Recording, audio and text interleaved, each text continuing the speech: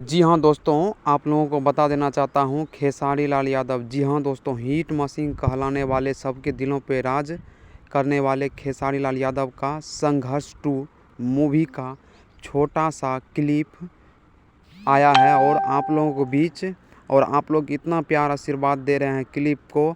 और बहुत ही जल्द खेसारी लाल यादव का मूवी संघर्ष 2 का टीजर रिलीज़ होने वाला है। और आप लोगों को बता देना चाहता हूँ मूवी कब तक रिलीज़ होगा। और देखिए खेसारी लाल यादव किस तरह से अपना जान जोखिम में डाल करके इस मूवी का शूटिंग किया है और 20 फुट पानी गहराई में जा कर के वो अपना शूटिंग पूरा किया है।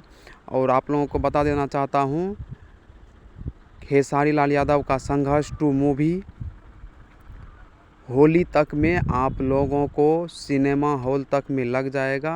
आप लोग देखने के लिए तैयार हो जाइए। और हमारे चैनल को सब्सक्राइब नहीं किए हैं तो सब्सक्राइब कर लीजिए और बेल आइकन का घंटी दबा लीजिए ताकि जो भी नया अपडेट आए आप लोगों तक सबसे पहले पहुंच जाए। जय हिंद।